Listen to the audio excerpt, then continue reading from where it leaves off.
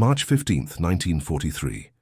The frozen landscape outside Leningrad stretched endlessly under a pale winter sky, where temperatures hovered at -20 degrees Celsius and visibility seemed absolute across the white expanse. German observation posts believed they had achieved perfect surveillance of the Soviet positions, confident that nothing could move without detection across those open snowfields. They were catastrophically wrong. Before we dive into this story, make sure to subscribe to the channel and tell me in the comments where you're watching from. It really helps support the channel. What those observers could not have imagined was that their assumptions about who could become invisible, about what techniques could defeat their superior optics, and about who possessed the patience and ingenuity to revolutionize battlefield concealment would be completely shattered by a 24-year-old woman from Georgia, whose unconventional methods would save hundreds of lives and change how armies thought about stealth operations. Lieutenant Tamara Nikolaevna Chernova stood at the observation post on the Soviet side of the line, her dark eyes scanning the terrain she had studied for 17 consecutive days. Born in Tbilisi in 1919 to a family of educators, Tamara had grown up in a household where her father taught physics at the local university, and her mother worked as a chemistry instructor. The dinner table conversations of her childhood had revolved around light refraction, molecular structures, and the scientific method. When the conflict reached her homeland in 1941, she had been completing her third year of optical physics studies, with particular focus on how light behaved when encountering different surfaces and materials. Her skin tone, darker than most Soviet personnel she served alongside, had initially been a source of both curiosity and occasional prejudice among some units. Her Georgian heritage marked her as visibly different in predominantly Slavic military formations. But Tamara had learned long ago that being underestimated provided strategic advantages. People who assumed limitations based on appearance rarely anticipated innovation from unexpected sources.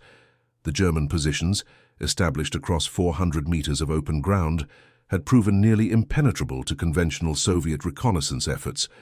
7 attempts to gather intelligence on enemy deployments had resulted in complete failure. 12 scouts had been detected and captured or taken down before reaching their objectives. The German optical equipment, particularly their binoculars and telescopic sights, manufactured by Zeiss and other precision companies, represented technological superiority that seemed insurmountable.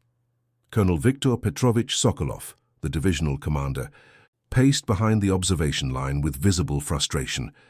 He was a veteran of the conflict since 1939, a man whose tactical experience had carried him through numerous engagements, but who now faced a problem that conventional military thinking could not solve.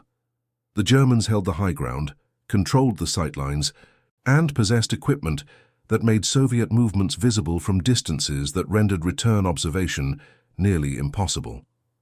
Tamara approached him during the evening briefing, carrying a worn notebook filled with calculations and sketches. The other officers in the room, all men ranging from their late 20s to early 50s, turned to observe her entrance. She had earned her commission through the sniper training program established in Moscow, where she had demonstrated extraordinary marksmanship combined with analytical thinking that set her apart from peers who relied primarily on instinct and reaction speed. The colonel looked up from the map spread across the tactical table. He gestured for her to speak. "Sir, I believe I have identified why our reconnaissance efforts continue to fail," Tamara said, her voice steady despite the attention focused upon her. "The Germans are not simply using superior observation equipment. They are relying on predictable patterns of light reflection and movement detection." Captain Dmitry Antonovich Volkov, the senior intelligence officer, frowned skeptically. He was a career military man who had risen through ranks on the strength of conventional tactics and adherence to established doctrine. Innovation from junior officers, particularly from those he considered outsiders to the traditional military establishment, did not align with his worldview. "We already know they have better optics," Volkov said dismissively. "That is simply the reality we must work within. Superior German manufacturing has given them advantages across multiple equipment categories." Tamara nodded, acknowledging the point without conceding defeat. She opened her notebook to a page filled with diagrams showing angles of light, reflective indices, and calculations about visibility ranges under different atmospheric conditions. "That is precisely my point, Captain," she continued. "They have superior equipment designed to detect conventional camouflage and movement patterns, but all optical instruments, no matter how precise, operate on fundamental principles of light physics. Understanding those principles allows us to exploit the very sophistication of their technology." Colonel Sokolov leaned forward with interest. He had survived this long by recognizing when someone possessed knowledge that transcended standard military education. Something in Tamara's confidence suggested she had moved beyond theoretical complaint into practical solution. "Explain," he said simply. Tamara moved to the map table and began sketching on a blank sheet of paper. Her hands moved with practiced precision, creating diagrams that illustrated her concepts in visual form. "Every optical device depends on light reflection to function," she began, her physics education evident in her methodical explanation. "The Germans scan our positions looking for specific visual signatures: the dark spots of personnel against snow, the shadows cast by equipment, the movement patterns that indicate human activity. Their excellent optics magnify these signatures efficiently." She drew a simple illustration of an observer looking at a landscape. "But there exists a principle in optical physics regarding simultaneous contrast and light direction. When light reflects directly back toward its source, it creates conditions where the human eye and optical instruments experience temporary saturation. The effect is brief, measured in seconds, but within those seconds vision is effectively compromised." Captain Volkov crossed his arms. "You are proposing to blind German observers with reflected light. They would simply look away and then resume surveillance. The tactic would be obvious and quickly countered." "Not blindness," Tamara corrected. "Invisibility through light manipulation. The technique I am proposing uses precise angles and controlled reflection, not to announce presence through obvious flash, but to create conditions where the observer's visual system cannot process the information it receives. The human brain, when confronted with reflected light at specific angles, essentially edits out the source of that reflection from conscious perception." She produced from her coat pocket a small piece of polished metal, no larger than a playing card.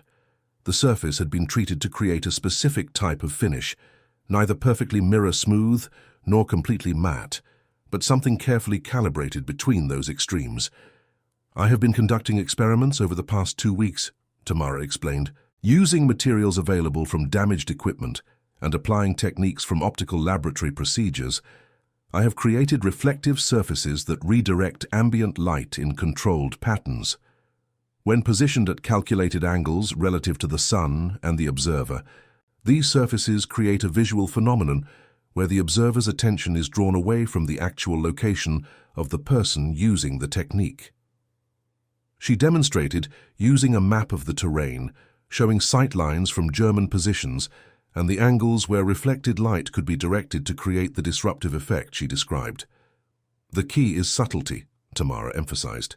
"Obvious mirror reflection would indeed be counterproductive, but carefully controlled redirection of light, combined with movement timing and traditional camouflage, creates something unprecedented. The Germans would be looking directly at our positions, but their visual system would be processing the information incorrectly." Colonel Sokolov studied the diagrams with growing interest. He had commanded men through countless engagements and developed an intuition for recognizing genuine innovation versus theoretical fantasy. What Tamara described aligned with observable phenomena he had witnessed without understanding the underlying principles. He had seen how certain atmospheric conditions seemed to render movements temporarily invisible, how light at particular angles created confusion even for experienced observers. "This technique," he said carefully, "it requires precise positioning and timing. How would you implement it operationally?" Tamara's response came without hesitation, indicating she had thought through every practical aspect. "I propose an initial reconnaissance mission using these principles. I will move across the open ground toward German positions during midday hours when the sun angle is optimal. I will carry the treated reflective surfaces positioned according to my calculations. The movement will be slow and methodical, timed to coincide with intervals when German observers shift attention across their surveillance sectors." Alone? Captain Volkov interjected. You propose to cross 400 meters of open ground in broad daylight alone. This is not tactics. This is idealism leading to unnecessary loss. Tamara met his gaze without flinching. The technique requires perfect timing and positioning. Multiple personnel would increase detection probability exponentially. One person, moving with absolute precision according to calculated intervals, has the highest probability of success. The room fell silent. Every officer present understood the stakes. If Tamara succeeded, she would prove a revolutionary approach to battlefield concealment. If she failed, they would lose a trained sniper officer and gain nothing except confirmation of what Captain Volkov already believed, that conventional military wisdom existed for good reason.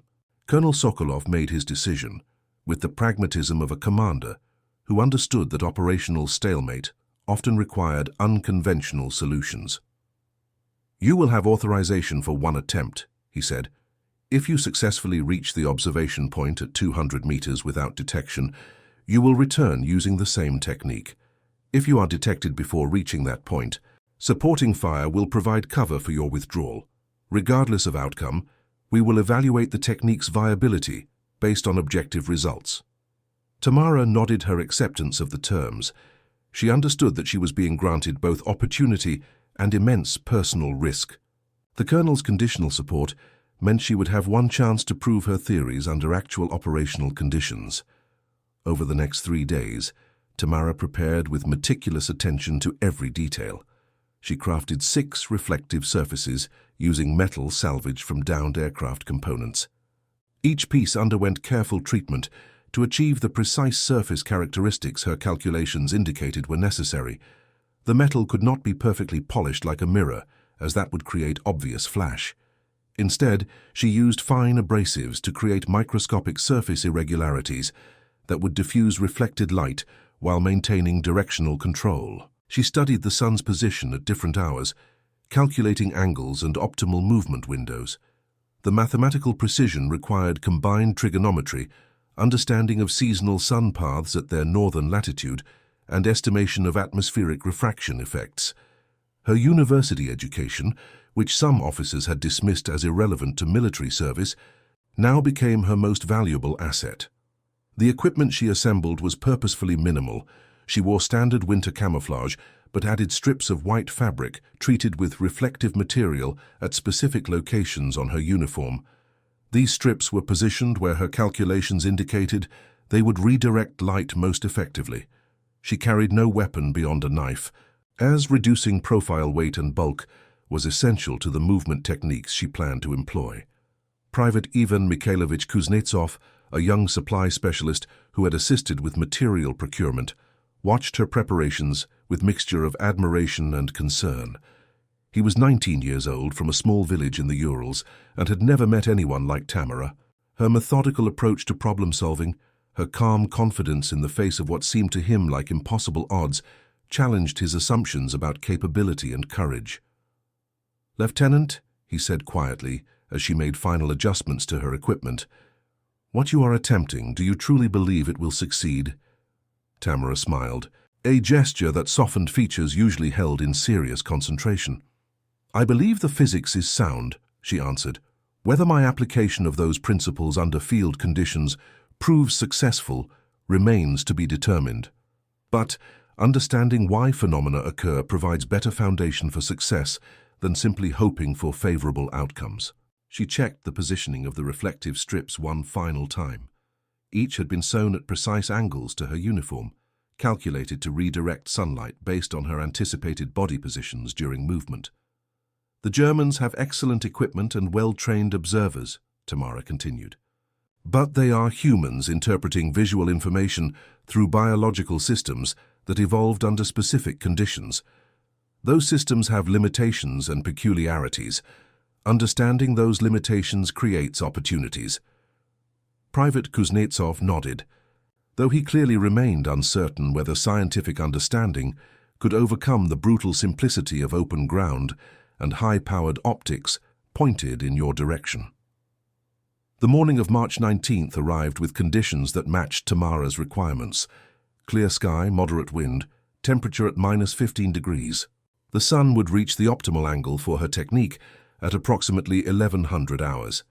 She had a window of roughly 45 minutes where the physics would work as calculated. At the observation post, she made final preparations under the skeptical watch of Captain Volkov and the cautiously hopeful gaze of Colonel Sokolov. A small group of officers had gathered to witness what many assumed would be either remarkable success or tragic confirmation of why established tactics existed. Tamara positioned herself at the departure point, a fortified position that offered the last cover before open ground began. Beyond lay 400 meters of snow-covered terrain with only minimal irregularities in surface elevation. German observation posts, dug into elevated positions on the far side, had clear sightlines across the entire expanse. She carried a small timepiece synchronized with the observation post clock. Timing would be critical.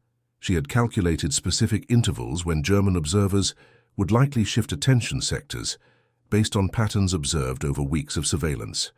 Human attention, even among well-trained military personnel, followed predictable rhythms.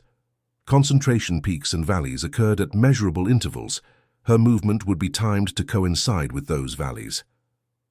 At precisely 1100 hours and 12 seconds, Tamara began to move. Her technique bore no resemblance to conventional military movement across exposed ground.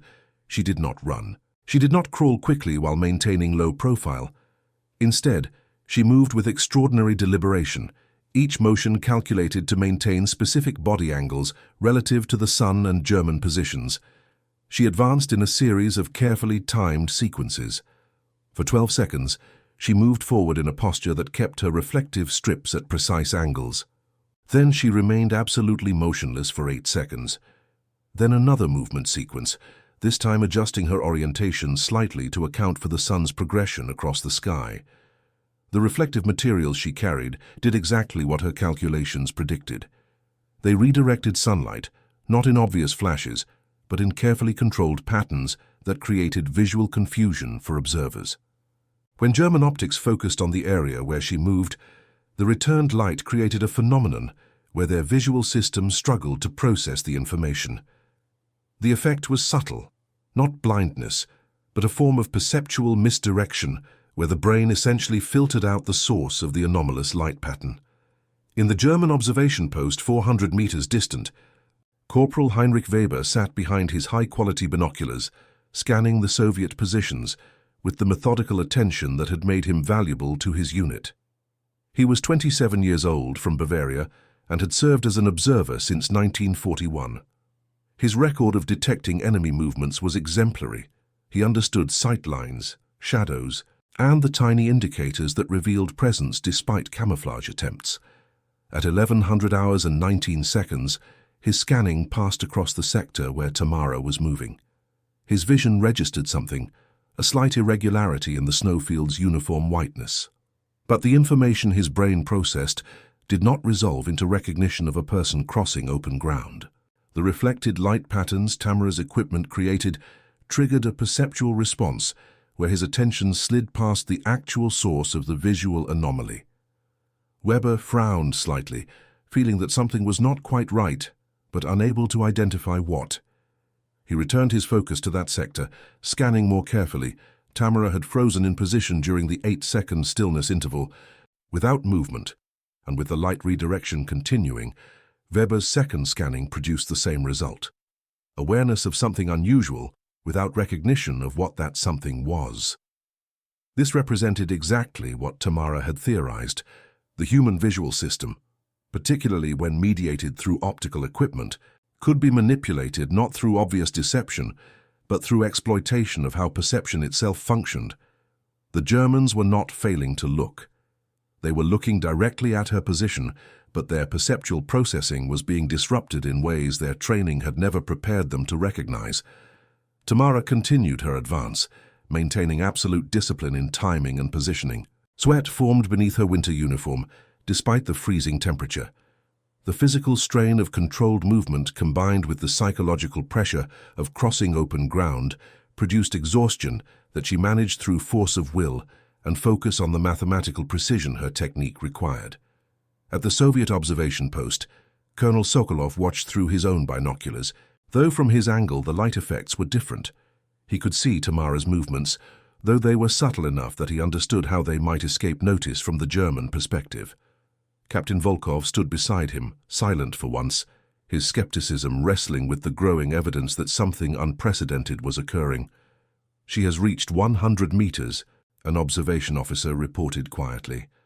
The tension at the Soviet position was extraordinary. Every officer present understood they were witnessing either remarkable innovation or lucky progress toward inevitable detection. The longer Tamara advanced without German response, the more the balance tilted toward the former interpretation. By 1100 hours and 37 minutes, Tamara had covered 200 meters. She had reached her designated observation point, a slight depression in the terrain that offered minimal cover but provided adequate position for reconnaissance. Her timing had been nearly perfect, with only minor deviations from calculated intervals. She lay motionless for 3 minutes, allowing her breathing to stabilize and her body temperature to regulate. Then, with careful movements, she began the actual reconnaissance task.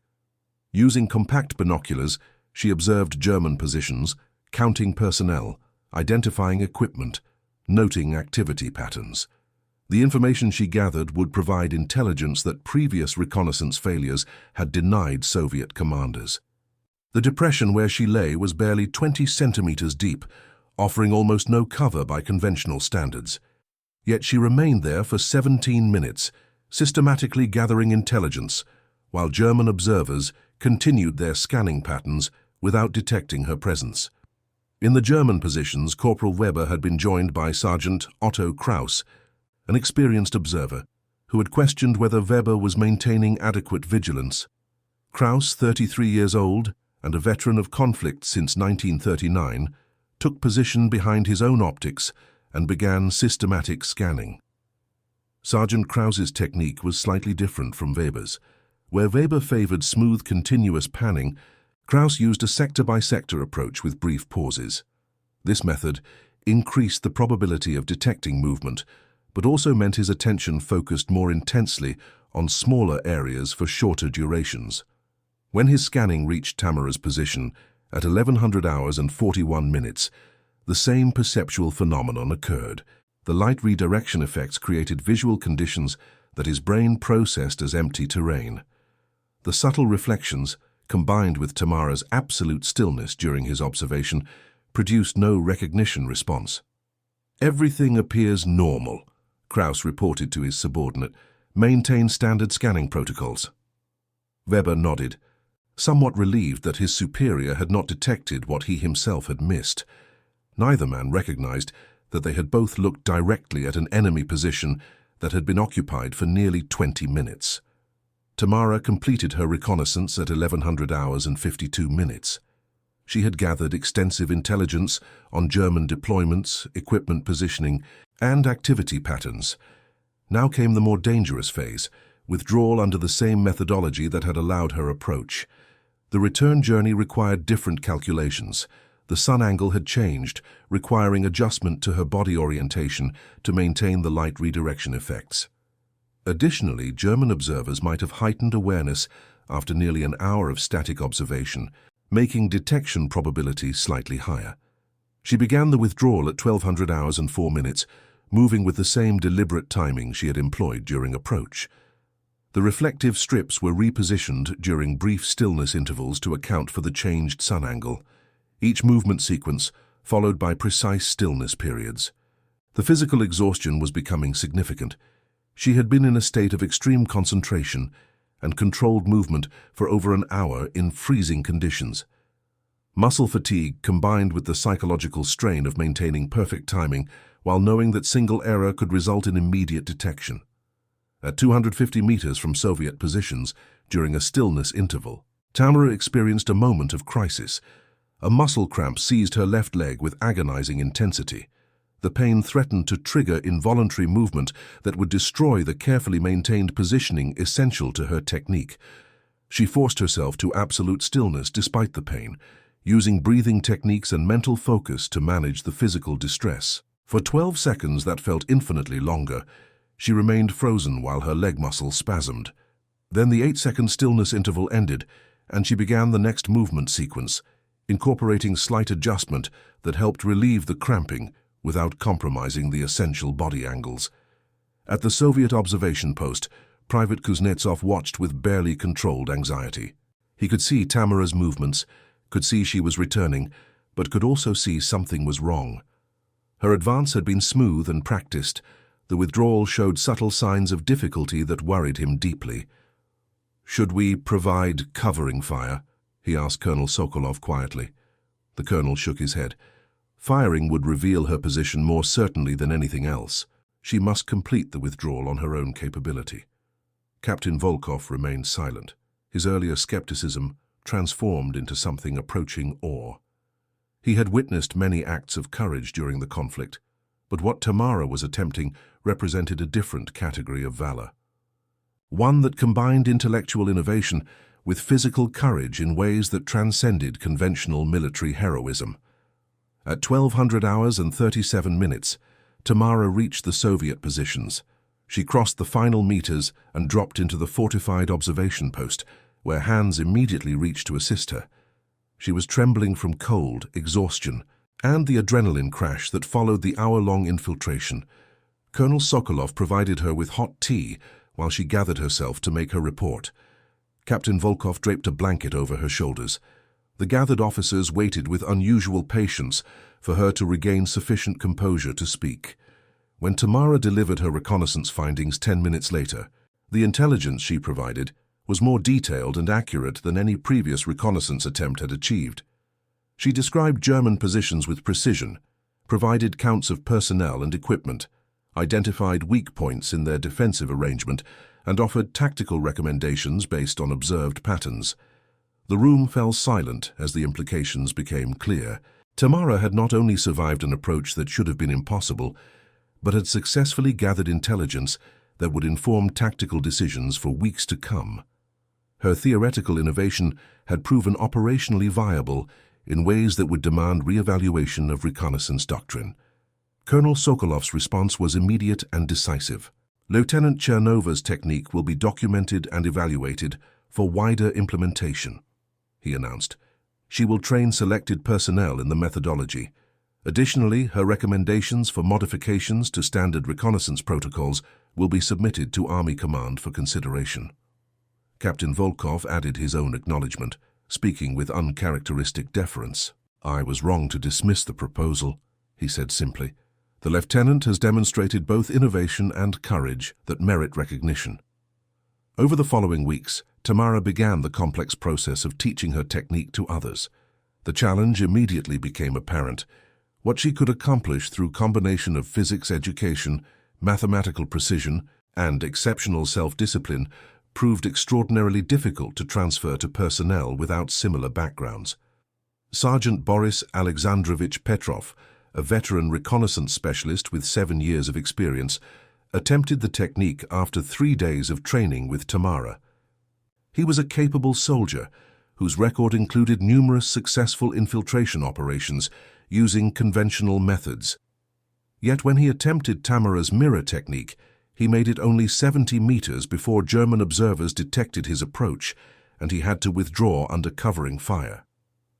The problem was not courage or tactical skill, but the combination of abilities Tamara possessed that were uncommon in typical military personnel.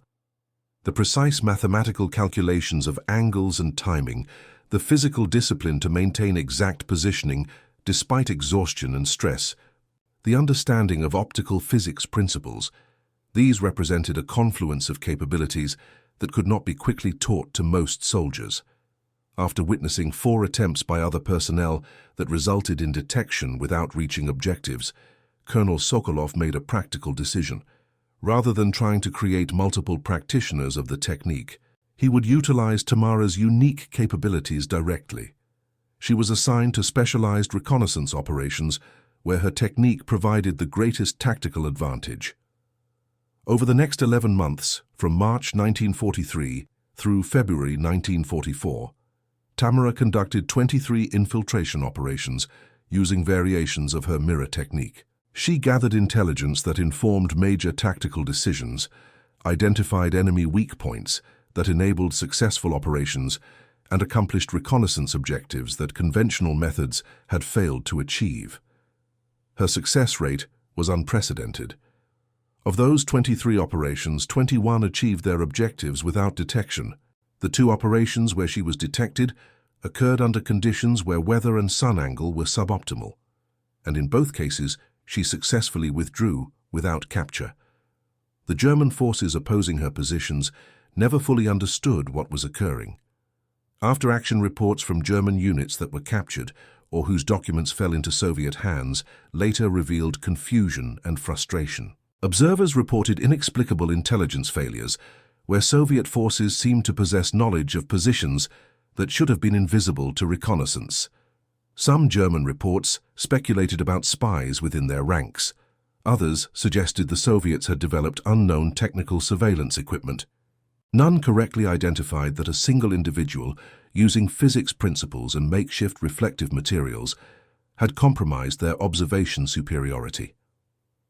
In August 1943, Tamara's activities came to the attention of military intelligence analysts at higher command levels. A team of specialists visited the sector to interview her and document her techniques for potential wider application. Among them was Major Elena Fyodorovna Morozova, a specialist in unconventional warfare who recognized the broader implications of what Tamara had developed. Major Morozova was 41 years old, a career intelligence officer whose analytical approach to warfare aligned with Tamara's methodological thinking. She conducted extensive interviews, documented the physics principles underlying the technique, and prepared comprehensive reports that went to the highest levels of Soviet military planning. "What you have created," Major Morozova told Tamara during one of their conversations, "represents innovation in the truest sense. You identified a problem that conventional military thinking could not solve, applied knowledge from outside traditional military disciplines, and developed a practical solution that challenges fundamental assumptions about battlefield observation." She paused, studying Tamara with the assessing gaze of someone who recognized potential beyond immediate tactical applications. "You also challenge assumptions about who can innovate and what backgrounds produce military capability," Morozova continued. "Your university education in physics, your Georgian heritage, your gender, none of these fit traditional models of who becomes an elite reconnaissance specialist, yet you have proven more effective than soldiers with years of conventional experience." Tamara accepted the observation without false modesty. She understood that her success represented something larger than individual achievement. Every operation she completed successfully challenged prevailing assumptions about capability, about who could contribute to military effectiveness, about the value of diverse perspectives and educational backgrounds.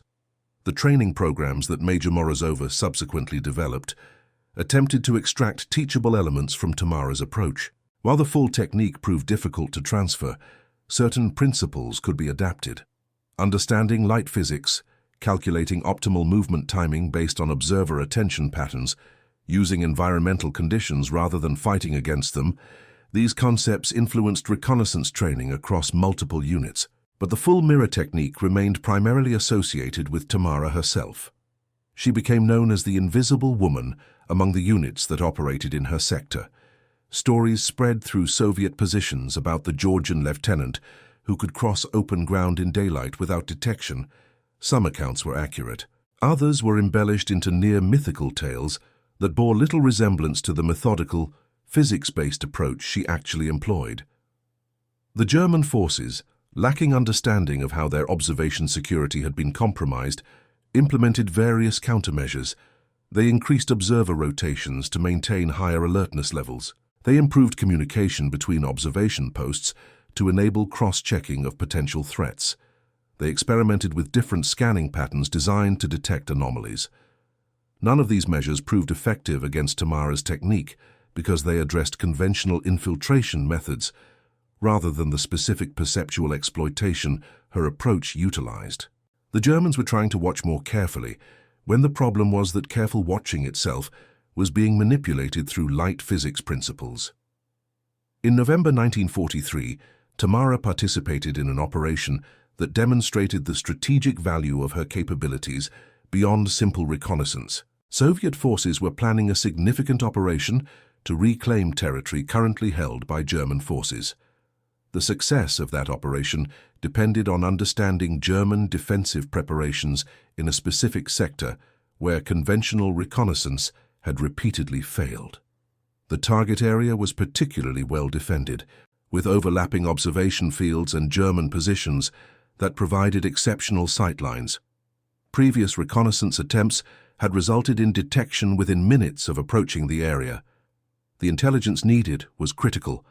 Without understanding the depth and positioning of German defenses, the planned operation would face unknown risks that could result in catastrophic casualties. Tamara studied the terrain and conditions for 5 days before attempting infiltration. The area presented challenges beyond those of previous operations. The approach required crossing nearly 600 meters of exposed ground with minimal surface irregularities for concealment. German observation posts were positioned at multiple elevations, creating complex overlapping sightlines that demanded constant recalculation of light angles. She proposed a dawn approach, using the low sun angle to create more dramatic light redirection effects, while accepting the trade-off that dawn lighting made all movement potentially more visible. The physics suggested that the extreme low angle would produce stronger perceptual disruption effects that might compensate for increased baseline visibility. Colonel Sokolov, now a committed believer in Tamara's methodology after witnessing months of successful operations, approved the plan with minimal hesitation. Captain Volkov, who had become something of an advocate for her techniques, personally supervised the preparation and positioning of support elements that would provide covering fire if extraction became necessary. The operation commenced at 0500 hours and 43 seconds on November 22, 1943. The sun was barely above the horizon, casting long shadows and creating lighting conditions that most observers would consider highly unfavorable for stealth movement. Tamara moved into the open ground with the same deliberate timing that characterized all her infiltrations. The low sun angle created dramatic effects with her reflective surfaces.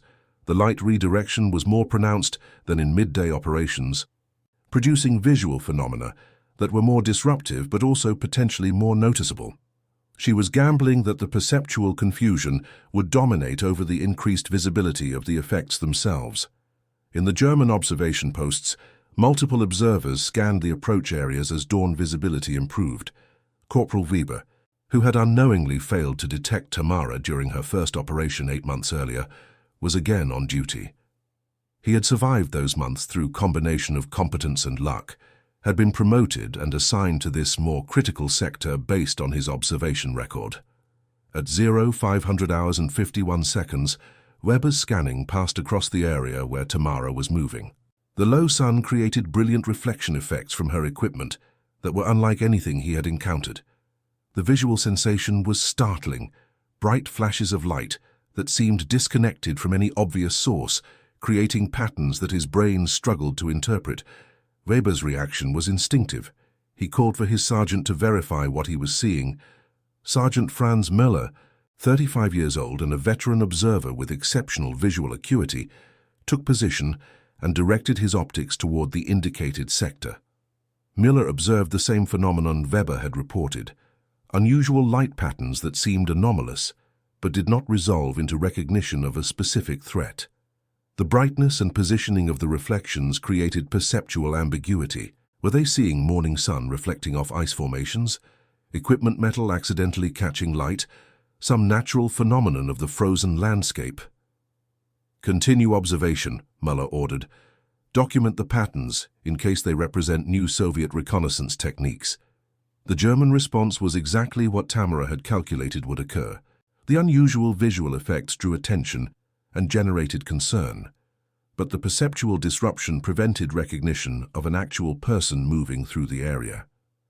The observers knew something unusual was happening, but their visual processing could not resolve that something into actionable threat identification. Tamara continued her advance, aware from the increased activity in German positions that she had been partially detected without being recognized. This was the most dangerous phase, heightened alert without clear target identification.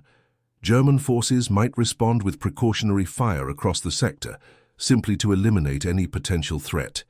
Even without confirmed observation, she maintained her timing and positioning with absolute precision, knowing that deviation would almost certainly result in full recognition. At 0500 hours and 62 seconds, actually 0600 hours and 2 seconds, she reached a position behind a slight ridge that offered minimal cover, but enough to break the direct sight lines temporarily. She remained motionless for 7 minutes, allowing German alert levels to decrease as their observers found no target to explain the anomalous light patterns. Human psychology worked in her favor. Observers who see something unusual but cannot identify it eventually convince themselves they were mistaken, rather than maintaining indefinite heightened alert based on ambiguous information. At 0600 hours and 9 minutes, Tamara resumed movement, using adjusted technique that accounted for the rapidly changing light conditions as the sun rose. Over the next 43 minutes, she completed her approach to the observation position, gathered extensive intelligence on German defensive arrangements, and successfully withdrew using late-morning light angles. The intelligence she provided was extraordinarily valuable. She identified German defensive positions, counted personnel and equipment with precision, observed supply movement patterns that revealed logistics weaknesses, and noted tactical deployments that indicated German strategic intentions for the sector. That intelligence directly informed the Soviet operation conducted 12 days later. The attack, launched on December 4, 1943, achieved objectives with significantly lower casualties than predicted because commanders possessed accurate information about German positions and had adjusted their approach to exploit identified weaknesses. An operation that might have resulted in thousands of casualties instead succeeded with losses measured in hundreds. The lives saved by Tamara's intelligence work were real and quantifiable, though the individuals whose survival resulted from her reconnaissance would never know the specific reason they had not died in an assault against unexpectedly strong positions.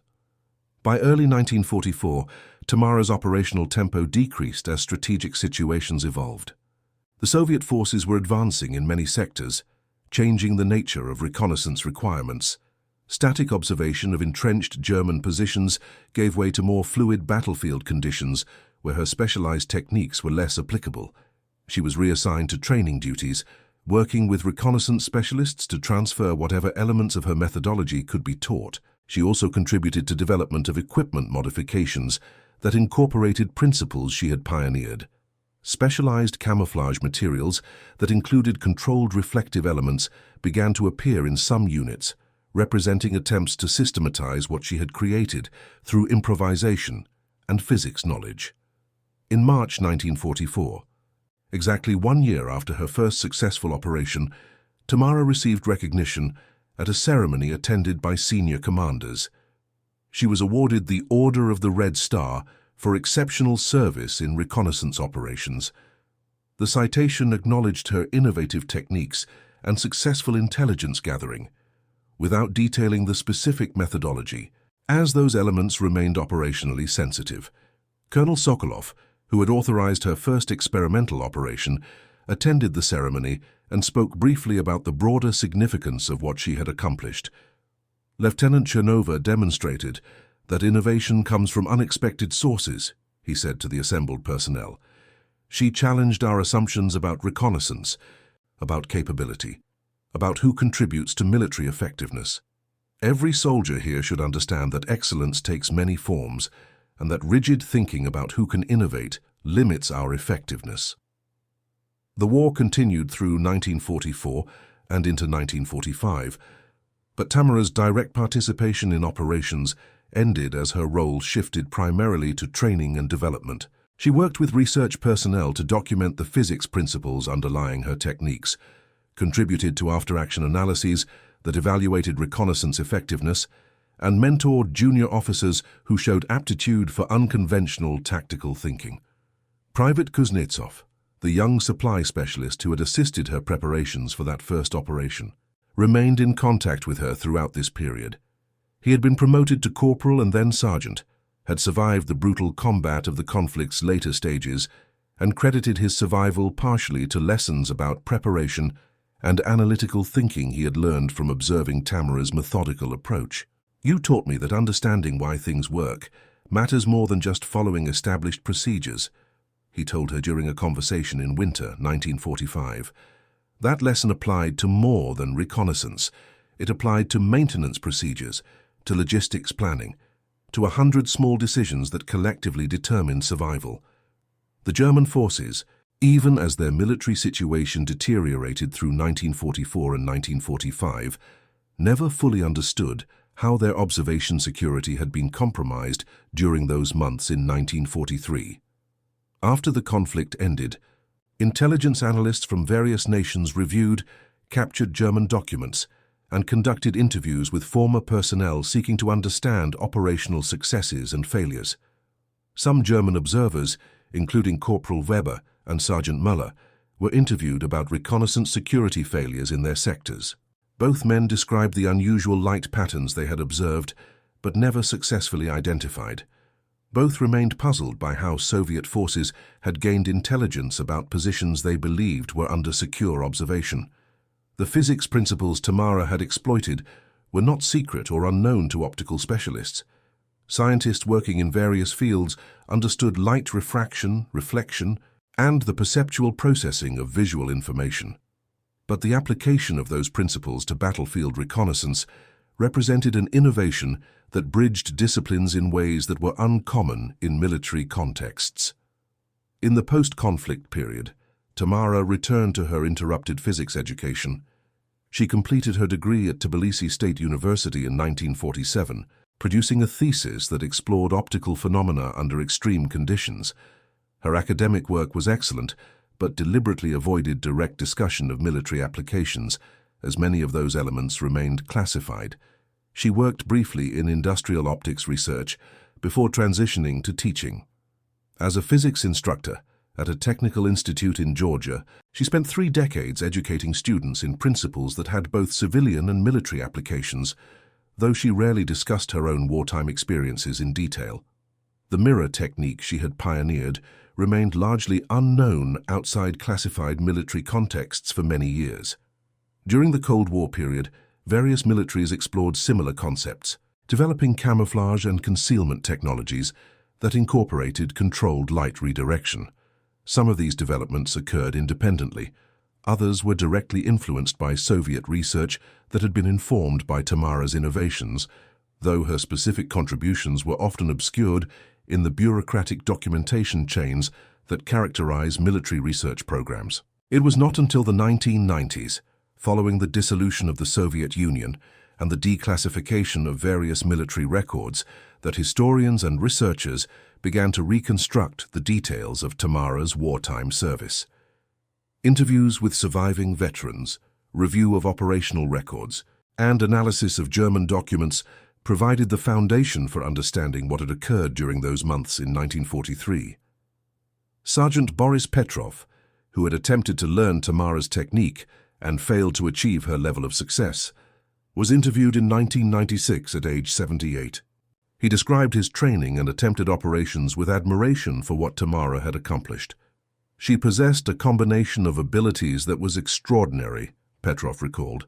"The mathematical precision to calculate light angles under stress, the physical discipline to maintain exact positioning for hours in freezing conditions, the courage to walk into open ground when detection meant probable death, and the intellectual creativity to develop the technique in the first place. I was a good soldier with years of experience, but I could not match what she achieved because I lacked several of those elements." He paused, reflecting on events 50 years past. "What I remember most clearly was the sense that we were witnessing something unprecedented. Not just successful reconnaissance operations, but a fundamental challenge to assumptions about capability. She was young, female, from an ethnic minority within the Soviet system, and she possessed scientific education that most military personnel lacked. Everything about her contradicted expectations of who would become an elite reconnaissance specialist. Yet she proved more effective than anyone else." Major Elena Morozova, the intelligence specialist who had documented Tamara's techniques, was interviewed in 1998. At 86 years old, she remained intellectually sharp and provided detailed recollections of her assessment of Tamara's innovations. The significance extended beyond the tactical success of individual operations, Morozova explained. What Lieutenant Chernova demonstrated was that solving military problems often requires thinking outside the traditional military framework. She applied physics principles that were well established in scientific contexts but had not been considered for reconnaissance applications. That cross-disciplinary thinking produced innovation that years of conventional military research had not achieved. Morozova's interview included discussion of the broader implications she had observed during her career.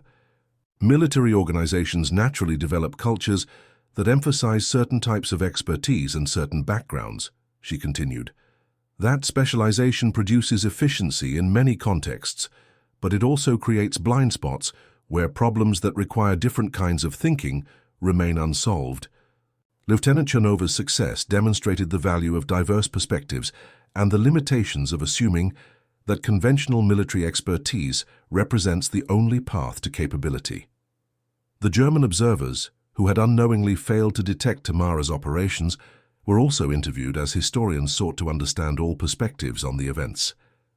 Corporal Weber, located in Bavaria in 1997, was 78 years old and working as a watchmaker, a profession that utilized the visual acuity he had developed during his military service. He remembered the unusual light patterns he had observed during dawn reconnaissance security duty in November 1943. The memory had remained vivid across 54 years because the experience had troubled him, creating sense of having missed something significant without understanding what. We had excellent optical equipment and well-trained observers, Weber recalled. We maintained security protocols that should have detected any reconnaissance approach, yet Soviet forces clearly possessed intelligence about our positions that they should not have been able to obtain. The failure puzzled me for years. When informed that he had likely been looking directly at a Soviet reconnaissance specialist using optical physics principles to exploit perceptual processing limitations, Weber's reaction combined surprise with grudging admiration. That would explain the anomalous light patterns I reported, he said. I observed something unusual, but my visual processing could not resolve it into recognition of an actual person. If someone had developed technique to exploit that perceptual gap, it represents remarkable innovation. We were trained to watch for conventional reconnaissance methods. We were not prepared for someone who understood the limitations of observation itself well enough to exploit them. Tamara Chernova passed away in 2004 at age 84. Her obituary in Georgian newspapers mentioned her wartime service and her post-war academic career, but did not detail the specific innovations that had made her reconnaissance operations so extraordinary. Many of those details remained obscure, known primarily to military historians and specialists who studied classified operational records. In 2009, a former student of Tamara's, who had become a physics professor at Tbilisi State University, organized a symposium examining the intersection of optical physics and practical applications. The symposium included declassified discussion of Tamara's wartime techniques, providing the first public presentation of the physics principles underlying her mirror technique. The presentation attracted attention from various military research organizations interested in camouflage and concealment technologies. Modern battlefield surveillance systems, utilizing infrared, radar, and other technologies beyond simple optical observation, presented different challenges than those Tamara had faced. Yet the fundamental principles she had pioneered, understanding the limitations of observation systems and exploiting those limitations through scientific knowledge, remained relevant. Research programs exploring how to defeat modern sensor systems acknowledged conceptual debt to pioneers like Tamara, who had demonstrated that understanding the physics and perceptual processing underlying observation could produce innovative concealment techniques. The specific methods differed dramatically from the simple reflective surfaces she had improvised from salvaged aircraft metal. The underlying intellectual approach remained remarkably similar. Private Ivan Kuznetsov, who had assisted Tamara's preparations for her first operation, lived until 2011, reaching age 86. In his final interview before his death, conducted by a Georgian historian researching wartime innovation, he reflected on what he had witnessed during those months in 1943. Lieutenant Chernova taught me that courage takes many forms, Kuznetsov said. The courage to walk into enemy fire is one kind.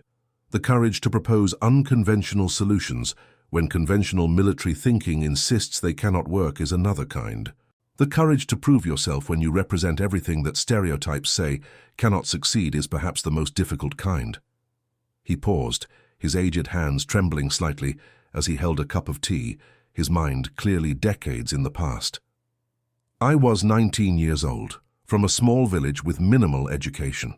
She was sophisticated, educated, from a city, with scientific knowledge I could barely comprehend. But she treated me with respect, explained her thinking when I asked questions, and demonstrated that excellence has many sources. That lesson shaped how I approached life after the conflict. I became a teacher myself, working with rural students, always remembering that potential appears in unexpected places, and that our assumptions about capability often say more about our limitations than about others' possibilities. The broader historical context of Tamara's service highlighted elements that remained relevant long after the specific conflict ended. During a period of total mobilization, when military effectiveness was essential for national survival, innovation came from sources that conventional military structures might have overlooked. Women, ethnic minorities, and individuals with non-traditional military backgrounds made contributions that challenged prevailing assumptions about who could serve effectively in specialized roles. Tamara's success as a reconnaissance specialist occurred within a military system that, despite its ideological claims about equality, maintained many practical barriers and prejudices. Her achievements required not only developing innovative techniques and executing dangerous operations, but also overcoming skepticism and bias from military personnel who doubted that someone of her background could contribute meaningfully to reconnaissance operations. The fact that she succeeded despite those barriers, that her techniques proved more effective than conventional methods employed by soldiers with years of traditional experience, represented vindication of principles that extended beyond military contexts. Organizations that limit opportunities based on preconceptions about capability restrict their own effectiveness by failing to utilize the full range of available talent and perspective. The physics principles Tamara exploited were not complicated or obscure. Students in introductory optics courses learn about light reflection, refraction, and the perceptual processing of visual information. What made her application innovative was not the use of secret knowledge, but the creative synthesis of readily available scientific understanding with practical military problems. She looked at the challenge of crossing open ground under observation and recognized it as an optics problem rather than purely a tactics problem. That reframing allowed her to apply scientific knowledge that military specialists lacked. Her university education in physics, which some officers initially viewed as irrelevant to military service, became the foundation for innovation that conventional military training could not produce. This pattern, where problems get solved by bringing in perspectives from outside the traditional expertise domain, appears consistently across various fields and contexts. Medical advances often come from researchers who apply techniques from other scientific disciplines. Technological innovations frequently emerge when engineers think about problems from unconventional angles. Military effectiveness improves when diverse backgrounds and educational experiences contribute to tactical and strategic thinking. Tamara's mirror technique succeeded because it exploited a gap in German defensive thinking. The Germans had superior optical equipment and well-trained observers, but their security protocols assumed that better observation technology and more careful watching would detect reconnaissance approaches. They did not consider that observation itself had exploitable limitations, that human perceptual processing created vulnerabilities that could be manipulated by someone who understood the underlying physics and psychology. This conceptual blind spot was not unique to German forces. Most military organizations develop doctrines based on incremental improvements to existing approaches rather than fundamental reconsideration of underlying assumptions. Reconnaissance tactics evolved through experience with what worked and what failed, creating refined techniques that represented optimization within established frameworks. Tamara's innovation came from stepping outside that framework entirely and asking whether the fundamental assumptions about observation and detection could be challenged. The difficulty of transferring her technique to other personnel highlighted an important reality about certain kinds of expertise. Some capabilities can be taught through standardized training programs that break complex skills into learnable components. Other capabilities require rare combinations of knowledge, physical ability, psychological traits, and intellectual creativity that exist in very few individuals. Military organizations prefer capabilities that can be widely distributed through training. A technique that only one person can execute effectively has limited operational value compared to techniques that hundreds of personnel can employ. Yet accepting that limitation, acknowledging that certain innovations will remain specialist capabilities rather than becoming standardized doctrine, allows organizations to utilize exceptional individuals' unique abilities rather than insisting that everything must be reducible to common training. Tamara's reconnaissance operations saved lives in quantifiable ways. The intelligence she gathered enabled tactical decisions that reduced casualties during operations that might otherwise have resulted in catastrophic losses. Commanders who possessed accurate information about enemy positions and dispositions could plan approaches that exploited weaknesses rather than assaulting strengths. The soldiers whose survival resulted from those better-informed tactical decisions owed their lives to intelligence work they likely never knew occurred. This represents one of the paradoxes of reconnaissance operations. The most successful intelligence gathering is often invisible, even to the forces it benefits. Attacks that do not occur because reconnaissance revealed them to be inadvisable. Casualties that are avoided because positions are approached from unexpected angles. Operations that succeed with minimal losses because defenders' dispositions were fully understood. All of these represent reconnaissance success that produces no obvious evidence of its own contribution. The soldiers who survived battles in sectors where Tamara had provided intelligence went home to families, built post-war lives, raised children, and contributed to their societies. The alternative, that they might have died in assaults against positions whose strength and location were unknown, represents a counterfactual history that never occurred. Yet that invisible alternative history represents the real impact of effective intelligence work. In the decades following the conflict, as historians and researchers worked to understand the full scope of contributions from various individuals and units, Tamara's story emerged as emblematic of broader themes about innovation, diversity, and the sources of military effectiveness. Her achievements received recognition in academic studies, military history analyses, and popular accounts that sought to highlight previously overlooked aspects of the conflict. She appeared in documentaries about wartime innovation, in books examining reconnaissance operations, and in academic papers analyzing the intersection of scientific knowledge and military applications. Each telling emphasized different aspects. Some focused on the physics principles she exploited, others on the courage required to execute her operations, still others on the broader significance of her success, despite operating outside traditional military cultural norms. What unified most accounts was recognition that her story challenged comfortable assumptions. She did not fit expectations about who becomes an elite reconnaissance specialist. Her methodology did not conform to established tactical doctrine. Her success could not be easily replicated through conventional training programs. Yet she proved more effective in her specialized role than personnel who possessed all the traditional qualifications and experience. The mirror technique itself, while no longer directly applicable to modern battlefield conditions, where observation relies on electronic sensors rather than optical instruments, remains relevant as a conceptual model. The fundamental approach, understanding the limitations of detection systems and exploiting those limitations through scientific knowledge, continues to inform research into camouflage, concealment, and counter-surveillance technologies. Modern stealth aircraft design incorporates principles about radar reflection and electronic signature management that parallel Tamara's use of light redirection.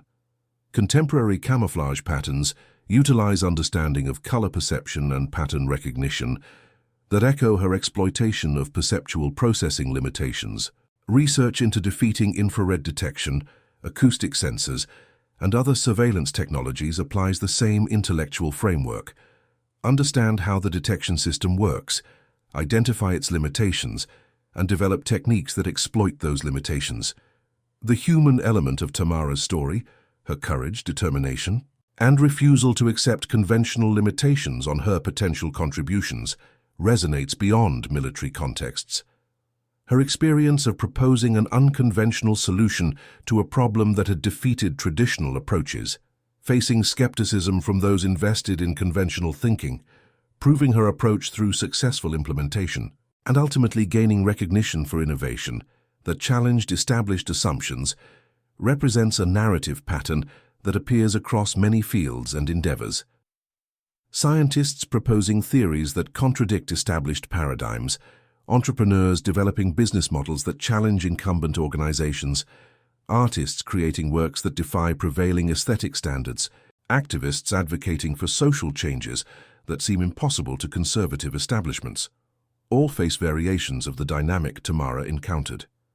The initial skepticism, the burden of proof falling disproportionately on the innovator, the need to demonstrate value through results rather than credentials, the eventual recognition when success becomes undeniable, these represent common elements in stories of innovation and change. Her particular story carries additional weight because it occurred in a context where innovation had immediate life or death consequences. The tactical intelligence she provided was not abstract or theoretical, but directly influenced whether soldiers lived or died in operations that occurred days after her reconnaissance. The stakes made her success more remarkable and the skepticism she faced more consequential. If Captain Volkov's initial dismissal of her proposal had prevailed, if Colonel Sokolov had decided that the risk of allowing her first experimental operation was too great, if the complex combination of factors that enabled her innovation had been absent, the intelligence that informed successful operations would not have been available. The soldiers who survived because tactical plans incorporated that intelligence might have died in assaults against positions whose strength was unknown. The difference between one historical outcome and another often depends on whether innovation gets opportunity to prove itself or whether conventional thinking maintains its grip on decision-making. The challenge of achieving broader recognition for contributions from individuals outside traditional military elites persisted long after the conflict ended. Official histories and commemorations naturally emphasized contributions from senior commanders, major units, and individuals whose roles fit conventional narratives about military heroism. Specialized intelligence work, particularly when it involved classified techniques, and when the personnel involved did not conform to typical profiles of celebrated military figures, often received less attention in popular historical memory. Tamara's eventual recognition came primarily through scholarship and specialized historical research rather than through popular culture or official commemoration during her lifetime. She was known among veterans who had served in sectors where her intelligence work contributed to operations, among academic specialists who studied reconnaissance tactics, and among physics educators who highlighted the practical applications of optical science. But broader public awareness of her contributions remained limited until researchers specifically sought to document the full range of wartime innovations and to highlight previously overlooked contributors. This pattern of delayed recognition applies to many individuals whose contributions were significant, but who lacked the visibility, position, or demographic characteristics that generated immediate historical attention. Reconstructing their stories requires archival research, interviews with surviving veterans and colleagues, and analysis of operational records that may have remained classified for decades. The result is more complete and accurate historical understanding that acknowledges the full range of contributions that determined outcomes. For students and educators using Tamara's story as a case study, several elements make it particularly valuable. It demonstrates practical application of physics principles in unexpected contexts, illustrating why scientific education has value beyond laboratory settings. It highlights the importance of creative problem-solving and willingness to challenge conventional approaches when those approaches prove inadequate. It shows how diverse perspectives and non-traditional backgrounds can produce innovations that elude specialists working within established frameworks. The story also raises important questions about organizational culture and innovation. Why do military organizations, despite investing substantial resources in research and development, sometimes miss innovations that emerge from individual initiative and unconventional thinking? What structures and cultural elements either enable or inhibit innovation from unexpected sources? How can organizations balance the efficiency of standardized doctrine with the flexibility to recognize and utilize unique capabilities that do not fit established models? These questions extend beyond military contexts to apply to any large organization seeking to maintain effectiveness in changing environments. Corporations, government agencies, educational institutions, and non-profit organizations all face the challenge of encouraging innovation while maintaining operational effectiveness. Tamara's story illustrates both the potential value of supporting unconventional approaches and the practical difficulties of determining which innovations merit investment of resources and trust. The personal cost of her achievements deserves acknowledgement alongside celebration of her success. She repeatedly placed herself in extraordinary danger, crossing open ground under enemy observation, where detection likely meant death. She endured physical hardship, operating in freezing conditions for extended periods while maintaining the perfect concentration essential to her technique. She faced skepticism and bias from personnel who doubted her capabilities based on characteristics unrelated to actual ability. The psychological burden of knowing that intelligence failures would result in deaths of soldiers whose faces she saw daily, whose voices she heard, whose humanity was immediate and tangible rather than abstract, created stress that conventional combat did not impose. The responsibility of innovation, knowing that if her technique failed, the blame would fall entirely on her while success would be shared among many, added pressure beyond what soldiers employing proven tactics experienced. Her post-war choice to return to academic life, rather than continue military career, suggests that the personal costs of her wartime service were significant.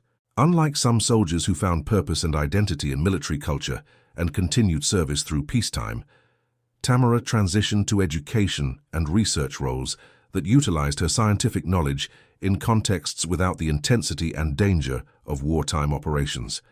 The relationship between her wartime innovations and her subsequent academic work remains somewhat obscure, as she apparently discussed her military service in limited fashion with most colleagues and students.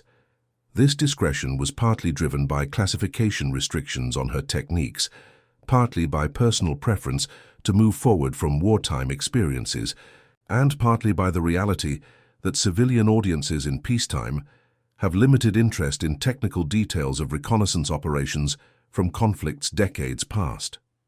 Yet her teaching career, spanning 3 decades, influenced hundreds of students who learned physics from an instructor, whose understanding of practical applications exceeded what most academic physicists possessed. Some of those students went into military research, others into industrial optics, still others into pure scientific research. The knowledge she shared and the intellectual approach she modeled, rigorous analysis combined with creative thinking about applications, represented indirect continuation of her wartime innovation in different contexts. One of her former students, interviewed in 2016 while working as an optical engineer for a defense contractor, recalled that Tamara had occasionally used examples in lectures that seemed to draw from unusual experiences. She would sometimes describe scenarios where optical principles needed to be applied under extreme conditions, with time pressure and imperfect equipment, the former student recalled. At the time, I assumed these were hypothetical teaching examples. Only later, after reading about her wartime service, did I realize she was describing actual situations she had faced. Her teaching combined theoretical rigor with practical insight that came from having applied the physics under conditions where errors had serious consequences. The intersection of her scientific expertise and military service raises interesting questions about the relationship between pure research and practical applications. Physics, as an academic discipline, focuses on understanding fundamental principles of how the physical universe operates. Military applications represent just one among many contexts where that understanding proves useful. Yet the pressure of wartime necessity, where innovations must work under field conditions immediately or be abandoned, creates different demands than academic research environments. Tamara moved between those contexts, applying academic knowledge to military problems and then returning to academic environments carrying insights from practical applications. That bidirectional flow between pure research and applied problem-solving enriches both contexts. Academic understanding becomes more robust when tested against real-world challenges. Practical applications become more innovative when informed by deep theoretical knowledge. Her story concludes not with dramatic battlefield victories or ceremonial recognition, but with the quiet influence of a physics teacher, helping students understand light, optics, and the scientific method. That ending may seem anticlimactic compared to the danger and innovation of her wartime reconnaissance operations, yet it represents its own form of impact. Knowledge transferred to new generations, intellectual approaches modeled through teaching, and the continuation of the fundamental principle that rigorous thinking about how the world works enables solving problems that defeat conventional approaches. The soldiers whose lives were saved by the intelligence she provided lived into old age, raised families, contributed to their communities, and passed on their own knowledge and experiences. The geometric multiplication of that impact, each life saved potentially influencing dozens of others through the years that followed, represents consequences that extend far beyond the immediate tactical successes of her operations. And that concludes our story. If you made it this far, please share your thoughts in the comments. What part of this historical account surprised you most? Don't forget to subscribe for more untold stories from World War II and check out the video on screen for another incredible tale from history. Until next time.